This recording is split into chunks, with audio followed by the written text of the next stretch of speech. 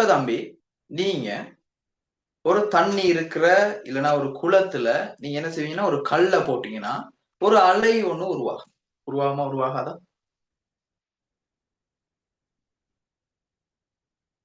உருவாகணும். உருவாகும். சரி, அதே மாதிரி நீங்க என்ன செய்யலாம்னா ஒரு குளத்திலயோ இல்லைன்னா மழை வரும்போது சரியா தண்ணி தேங்குற இருக்கிற இடத்துலயோ நீங்க நீங்க என்ன செய்றீங்க, ஒரு பேப்பர் கப்பல் ஒண்ணு செஞ்சுட்டு ஒரு கல் ஒண்ண தூக்கி போடுறீங்க. அப்ப அங்க ஒரு அலை உருவாகும். அதே மாதிரி தம்பி பெரும்பாலும் இந்த சூரிய ஒளி அது வந்து ஒரு அலை வடிவத்துலதான் எங்களை நோக்கி வருது. அதே மாதிரி இந்த வெப்பம் அதுவும் எப்படி ஒரு அலை வடிவத்துலதான் வருது. அதே மாதிரி நான் பேசுற சத்தம் இப்ப உங்களுக்கு கேக்குது. அப்ப இங்கேயும் என்ன நடக்குதுன்னா நான் பேசுற இடத்துல இருந்து உங்க காதை நோக்கி நான் பேசுற இந்த ஒளி ஒரு அலை வடிவத்துலதான் உங்களை நோக்கி வருது. சரியா தம்பி? சரியா? அப்ப நாங்க அந்த அலைனா என்னன்னு படிக்க போறோம். என்னத்தை பத்தி பார்க்க போறோம்? அலைனா என்னன்னு படிக்க போறோம்.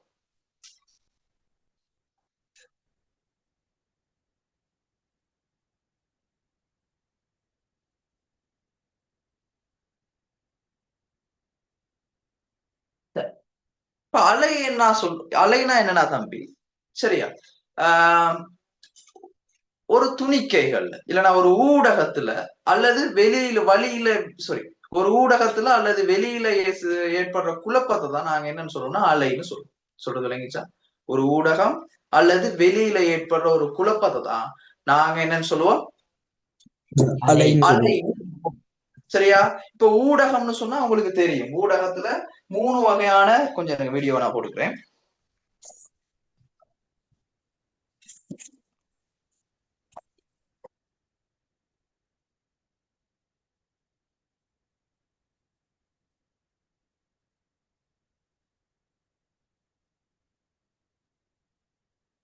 அதுல ஒரு துணிக்கை இருக்க போகுது. இப்ப திண்மங்கள்ல இருக்கிற துணிக்கைகள் எப்படி இணைக்கப்பட்டிருக்கும் அல்லது ஒழுங்குபடுத்தப்பட்டிருக்கும் உங்களுக்கு தெரியும். துணிக்கைகள் இப்படி நெருக்கமா இருப்பாரு.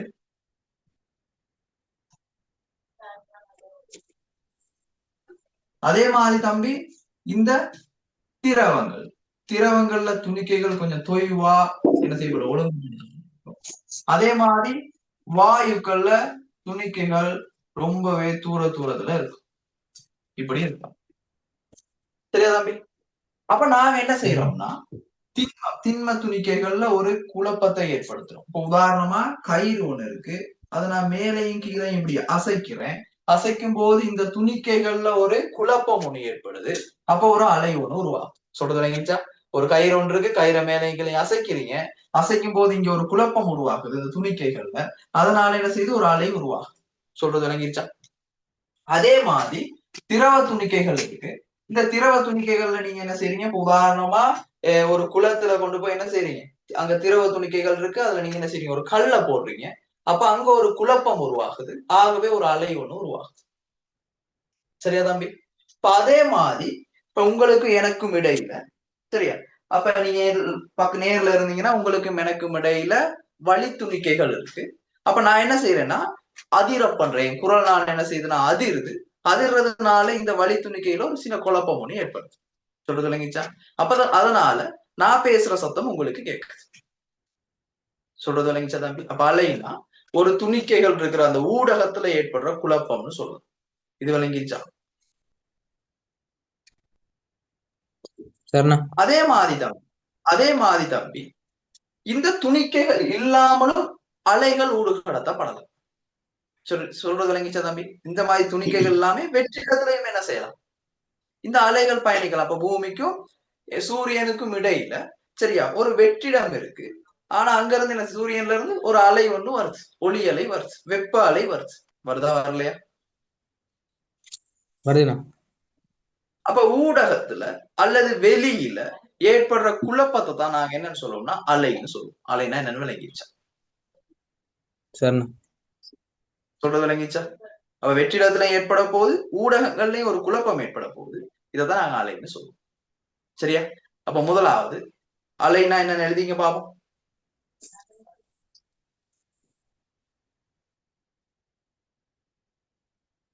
ஊடகத்தில் அல்லது வெளியில் ஏற்படும் குழப்பம் அலை எனப்படும்.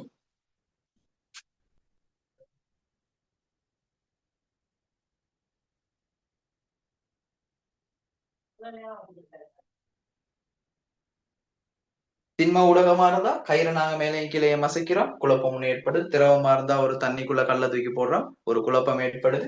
அதே மாதிரி வழியா இருந்தா நான் ஏதாவது ஒரு பொருளை அதிர வச்சேன்னா அந்த ஒளி அலை உருவாகும் போது வழியில ஒரு குழப்பம் ஏற்படுது. சொல்றது விளங்கிடுச்சு?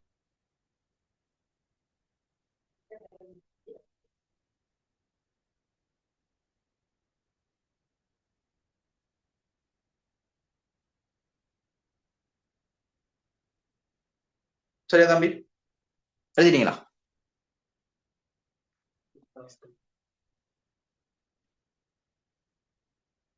அப்ப அந்த அலைகளுக்கு உதாரணம் எழுதிக்கங்க. நீர் பரப்புல ஏற்படுற குழப்பம்,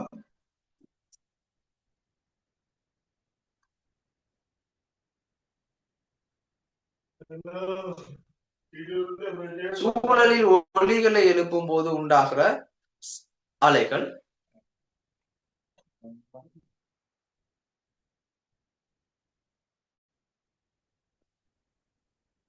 வெப்ப அலைகள்,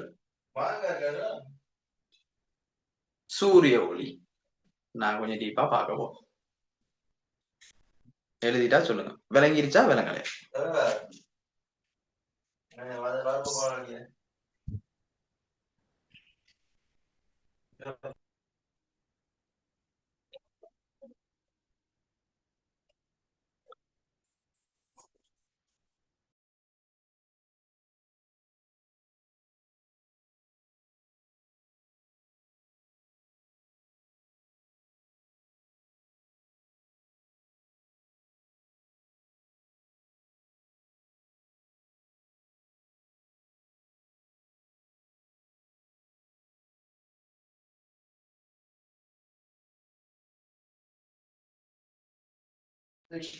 சரியா தம்பி? அடுத்தது போமா.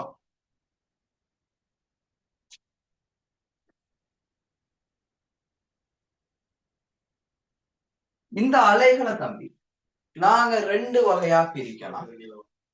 உங்களுக்கு தெரியும், நாங்க பார்த்ததுல சில அலைகளுக்கு என்ன தேவைப்பட்டுச்சுன்னா ஒரு ஊடகம் தேவைப்பட்டுச்சு. சில அலைகளுக்கு என்ன செய்யலன்னா ஊடகம் தேவைப்படல. சரியா? அப்ப ஊடகம் தேவைப்படுற அலைகளை நாங்க சொல்லுவோம் பொறிமுறை அலைகள்.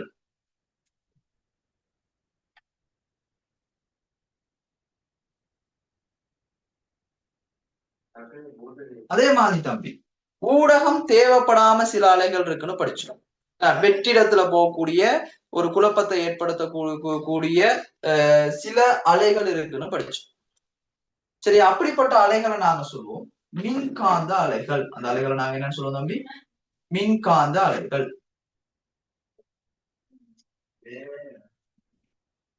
இது சரியா? சரிண்ணா. ஓகே. இப்ப நீங்க உங்களுக்கு பொறிமுறை அலைகள்னு சொன்னா உங்களுக்கு தெரியும், வழி துணிக்கைகள்ல அல்லது திண்ம துணிக்கைகள்ல திரவ துணிக்கைகள்ல ஏதாவது ஒரு அலை உருவானுச்சுன்னா அது பொறிமுறை அலைகள்னு உங்களுக்கு தெரியும். இப்ப நாங்க பார்க்க போறது வந்து மின்காந்த அலைகள்னா என்னன்னு பார்க்க போறோம். என்னதை பத்தி பார்க்க போறோம்? மின்காந்த அலைகள். சும்மா ஞாபகம். சரியா? இப்ப தம்பி அதுக்கு முன்னுக்கு உங்களுக்கு புலம்னா என்னன்னு தெரிஞ்சிருக்கும். சரியா? 3 வகையான புலங்கள் இருக்கு. ஒண்ணு ஈர்ப்பு புலம், அப்புறம் மின் புலம், அடுத்து காந்த புலம். இந்த 3 புலங்களையும் தெரிஞ்சு வச்சுக்கணும். சரியா? இப்ப ஈர்ப்பு புலம்னா ஒண்ணும் இல்ல, எங்க பூமி இருக்குது, இதான் எங்க பூமி. எங்க பூமி என்ன செய்யும்னா எல்லா பொருட்களையுமே அதன் மையத்தை நோக்கி இழுக்கும். இழுக்குமா இழுக்காதா? இழுக்குமா இழுக்காதா தம்பி? இழுக்கும். சரியா? அப்ப அப்ப இதைத்தான் நாங்க சொல்லுவோம் ஈர்ப்பு புலம்னு சொல்லுவோம். என்ன புலம்? ஈர்ப்பு புலம். சரியா? ஏதாவது ஒரு பொருள் அந்த பொருட்களை ஈர்க்கிற இயல்பு இருந்துச்சுன்னா அதுக்கு நாங்க சொல்லுவோம் ஈர்ப்பு புலம். எங்களோட பூமி வந்து ஒரு ஈர்ப்பு புலம் கொண்டது. இது விளங்கிருச்சா? அடுத்த விஷயம் தம்பி காந்த புலம். காந்த புலம்னா நீங்க படிச்சிருப்பீங்க, ஒரு காந்தம் இருக்கும், காந்தத்தை சுத்தி காந்த விசை கோடுகள் தொழிற்படும். படிச்சிருக்கோமா? படிச்சிருக்கோமா தம்பி? காந்த விசை கோடுகள் தொழிற்படும். சரியா? அப்ப இந்த காந்த விசை கோடுகள் தொழிற்படுற இந்த பிரதேசத்துக்குள்ள இருக்கிற சரியா? புலத்தை நாங்க சொல்லுவோம் காந்த புலம்னு சொல்லுவோம். சரியா? அதே மாதிரி மின்னுல உங்களுக்கு தெரியும், மின்ன கடத்துறது அல்லது மின்ன உருவாக்குறது வந்து ஏற்றங்கள்னு படிச்சிருப்பீங்க. அதாவது ரெண்டு வகையான ஏற்றங்கள் இருக்கு, ஒரு நேர் ஏற்றம், இன்னொன்னு மறை ஏற்றம். சரியா? அப்ப இந்த ஏற்றங்களுக்கு கொஞ்சம் ஈர்க்கிற இயல்பு இருக்கு. சரியா? அப்ப இதுதான் நாங்க என்ன சொல்றோம்னா மின் புலம்னு சொல்லுவோம். இதுக்கு பேர் என்ன?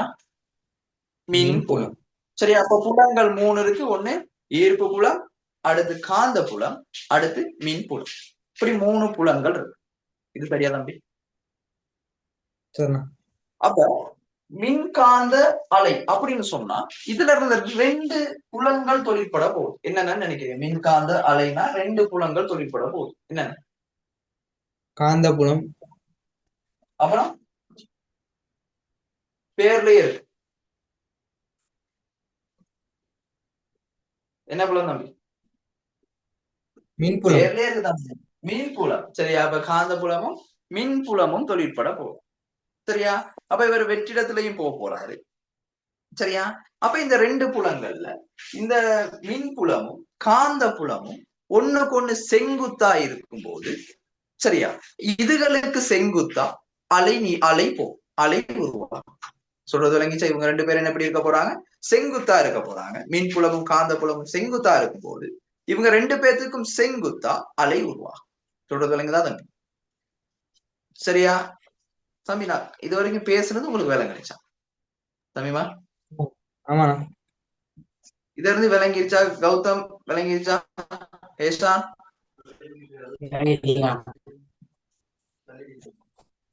விளங்கிருச்சா கௌதம்? ஏஷா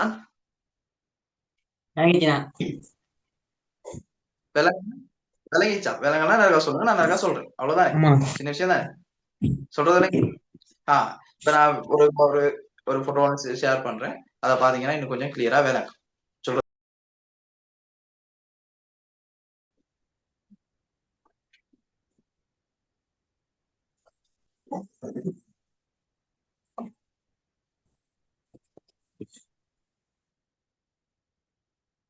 இங்க பாருங்க.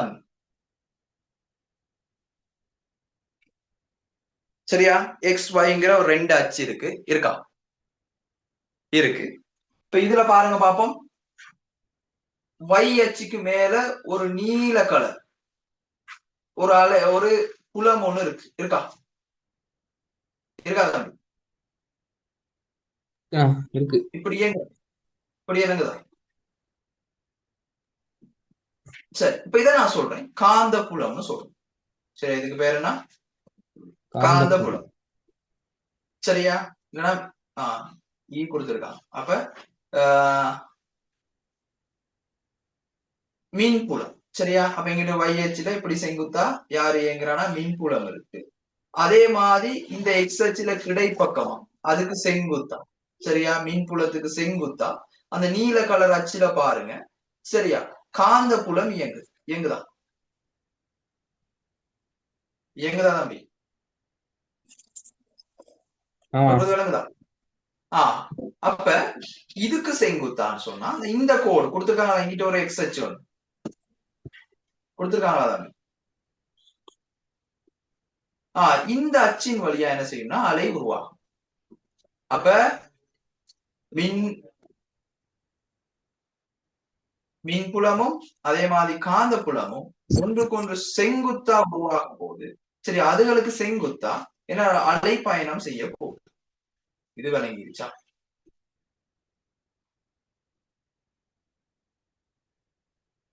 தம்பி கிளியரா?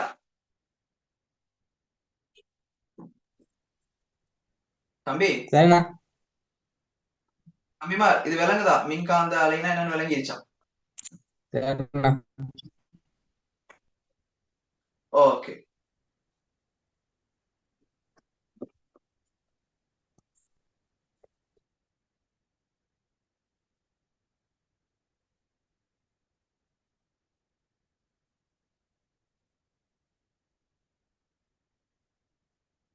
வெளிச்சம் பாரத் இல்லாட்டி வானொலி அலைகள் கவரேஜ் எல்லாம் வருது தானே, அந்த அலைகள். சரியா? அதே மாதிரி எக்ஸ்ரே எடுக்கும் போது வர்ற அலைகள், சரியா? இந்த கேமா கதிர்கள் இது எல்லாமே மின்காந்த அலைகளா இருக்கும். சரியா தம்பி? விளங்குதா விளங்கலையா தம்பி? விளங்கணும். அப்ப முதலாவது எழுதிங்க பாப்போம். அலைகளின் பிரதான இரு வகைகளும் எவை?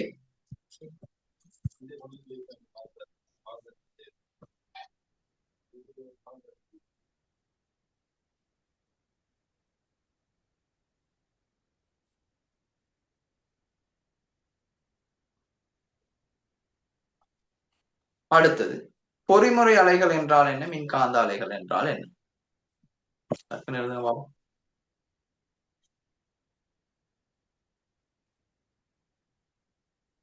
பொறிமுறை அலைகள் சொல்லுவோம். அதே மாதிரி அலை இயக்கத்துக்கு ஊடக துணிக்கைகள் அவசியமில்லாத அலைகள் மின்காந்த அலைகள்னு சொல்லுவோம். எழுதிட்டீங்களா? இதுக்கு உதாரணம் இருக்கு, அதை எழுதிக்கிறீங்களா?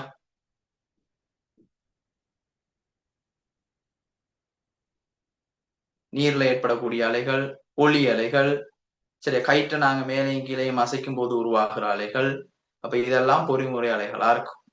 மின்காந்த அலைகளுக்கு உதாரணம் உங்களுக்கு தெரியும், ஒளி அலைகள், அதே மாதிரி கேமா கதிர்கள், எக்ஸ்ரே எடுக்கக்கூடிய அந்த எக்ஸ்ரே கதிர்கள்.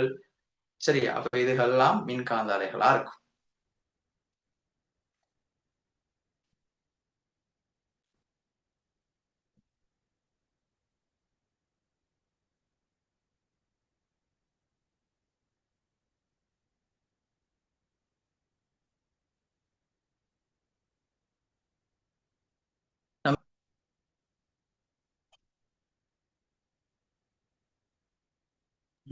எழுதியாச்சுண்ணா. ஓகே, சரியா? இப்ப தம்பி, இந்த ஊடகம் தேவையா இருக்கிற இந்த பொறிமுறை அலைகளை நாங்க பிரதானமா 2 வகையா பிரிப்போம். எத்தனை வகையா பிரிக்க போறோம்? 2 வகையா. சரியா? ஒண்ணு வந்து குறுக்கலைகள், மற்றது நெட்டாங்க அலைகள். என்னென்ன அலைகள்? குறுக்கலைகள், நெட்டாங்க அலைகள். இது ரெண்டையும் பத்தி பார்க்க போறோம். சொல்றது விளங்கிச்சா தம்பி? சரி, இப்ப நீங்க ஒரு குளத்துல ஒரு கப்பல் இல்லைன்னா தண்ணி தேங்கி இருக்கிற இடத்துல கப்பல், ஒரு சின்ன கப்பல், ஒரு பேப்பர் கப்பலை செஞ்சுட்டு, சரியா, ஒரு கல்லையோ ஏதோ ஒண்ணு போட்டு ஒரு தண்ணியில ஒரு குழப்பத்தை ஏற்படுத்தினீங்கன்னா யோசிச்சு பாருங்க, அலை உருவாகும். உருவாகுமா உருவாகாதா? இப்படி அலை உருவாகும் போது சரி, அந்த கப்பல் அப்படியே அடிச்சுட்டு இங்கிட்டு வந்துடுமா, இல்ல அங்கனைக்கிலேயே மேலும் கீழுமா அசையும்?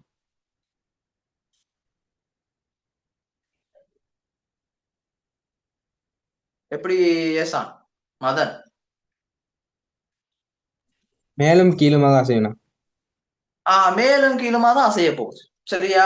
அப்ப ஒரு ஒரு ஒரு அலை ஒண்ணு உருவாகும் போது தம்பி, சரியா, துணிக்கைகள் இருக்குதானே, திண்ம துணிக்கையோ திரவ துணிக்கையோ வாயு துணிக்கையோ, இது என்ன செய்யாதுன்னா, என்ன செய்யாது, ஒரு இடத்துல இருந்து இன்னொரு இடத்துக்கு போகாது, அந்த சக்தியை கொண்டுகிட்டு போகாது. சொல்றது விளங்கிருச்சா? அந்த சக்தியை பக்கத்துல இருக்கிற துணிக்கைகளுக்கு கடத்து. இது விளங்குதா? சரியா தம்பி? அப்ப அலைகளால துணிக்கைகளோட இயக்கம் இல்லாமலும் என்ன செய்யலாம், சக்தியை ஒரு இடத்துல இருந்து கடத்தலாம். அலைகளோட வேலை அது. சரியா? துணிக்கைகள் இயங்காம என்ன செய்யலாம், சக்தியை ஒரு இடத்துல இருந்து கடத்தலாம். இது விளங்கிடுச்சு.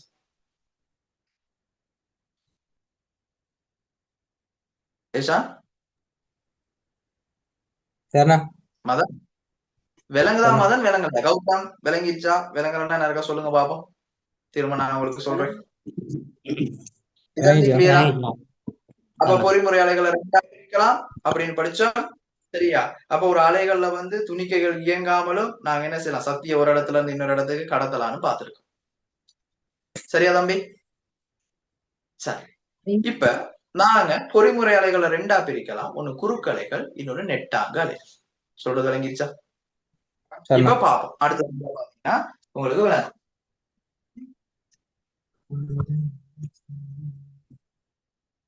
இந்த படத்தை பாக்குறீங்க, ஒரு தண்ணியில ஒரு குழப்பத்தை ஏற்படுத்தும் போது, சரியா, அந்த துணிக்கைகள் எப்படி இயங்குதுன்னு பாக்குறீங்களா? சைட்ல விளங்குதா? சரியா? இப்ப இங்க பாருங்க, இந்த மஞ்சள் கலர்ல இருக்கக்கூடிய இந்த துணிக்கைகளை பாருங்க. அலை என்ன செய்யுதுன்னா இந்த பக்கம் போகுது, இந்த துணிக்கைகள் அதுக்கு செங்குத்தா மேலையும் கீழையும் இயங்குது. இயங்குதா இயங்கலையா? இயங்குதா தம்பி?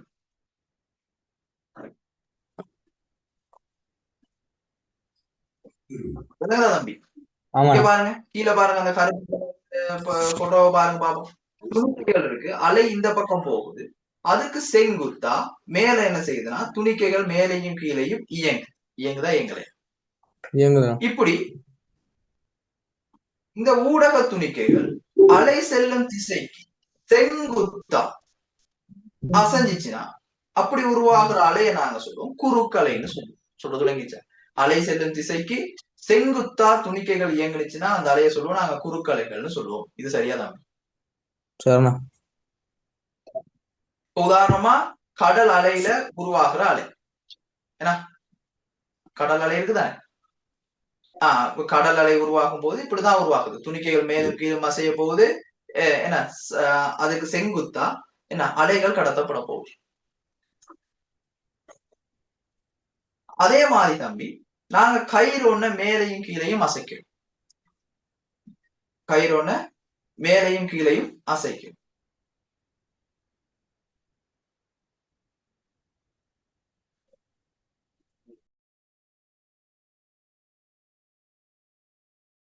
சரியா? இப்ப இதான் அந்த கயிறு. சரியா? அந்த கயிறுன்ற அந்தத்தை நீங்க பிடிச்சிருக்கீங்க. பிடிச்சு அசைக்கும் போது கயிறு மேலையும் கீழையும் போகுது. சரியா தம்பி? அப்ப இந்த கயிறுன்ற துணிக்கை சரி என்ன செய்யும்னா மேல போவாரு கீழே போவார், மேல போவாரு கீழே போவார். சரியா? அப்ப இந்த துணிக்கை மேல போகுது, திரும்ப கீழே போகுது. கயிறை நாங்க அசைக்கும் போது ஒரு அலையை உருவாக்கும் போது. அப்ப இந்த கயிறுல இருக்கிற அந்த திண்ம துணிக்கை மேலையும் கீழையும் அசைய போகுது. ஆனா அலை இதுக்கு செங்குத்தா இப்படி பயணிக்க போகுது. சொல்றது விளங்கிச்சா தம்பி? இப்படிப்பட்ட அலைகளை தான் நாங்க என்ன அலைகள்னு சொல்லுவோம்னா குறுக்கலைகள்னு சொல்லுவோம். திண்மங்கள்லையும் திரவங்கள்லையும் உருவாகிற அலைகள் குறுக்கலைகளா இருக்கும். சொல்றது விளங்குதா?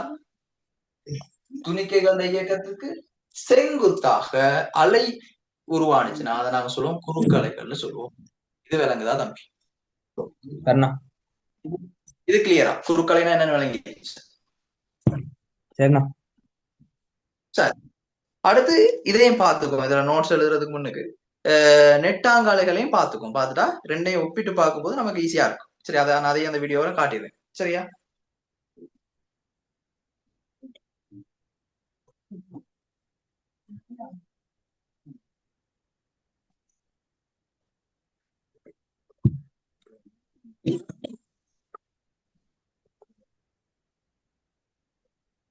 இங்க பாருங்க தம்பி, நெட்டாங்காலை.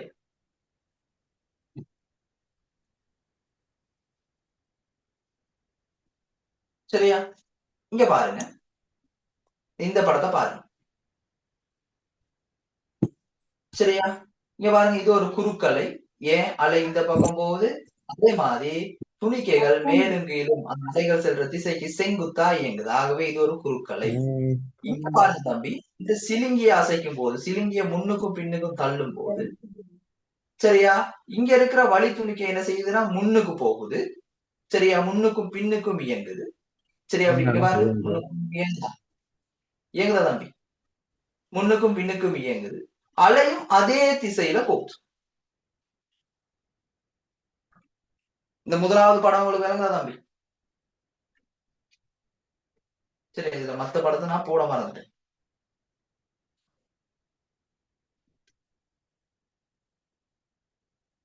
சரியா தம்பி? துணிக்கைகள் முன்னு இந்த ஒரு துணிக்கைகளும் ஒரே திசையில போகுது, அதே மாதிரி அலையும் ஒரே திசையில போகுது.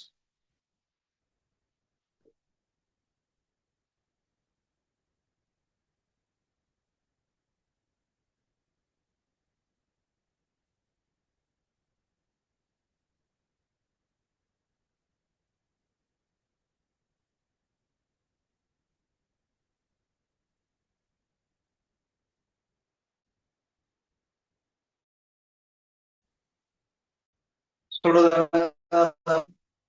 நாங்க சிலிங்கி அசைக்கிறோம். சிலிங்கி அசைக்கும் போது சிலிங்கில இருக்கிற துணிக்கை, சரியா? அப்பதான் சிலிங்கியா இருந்தா சிலிங்கில இருக்கிற துணிக்கை இதே பக்கம் போகுது, அலையும் அதே பக்கம் போகுது.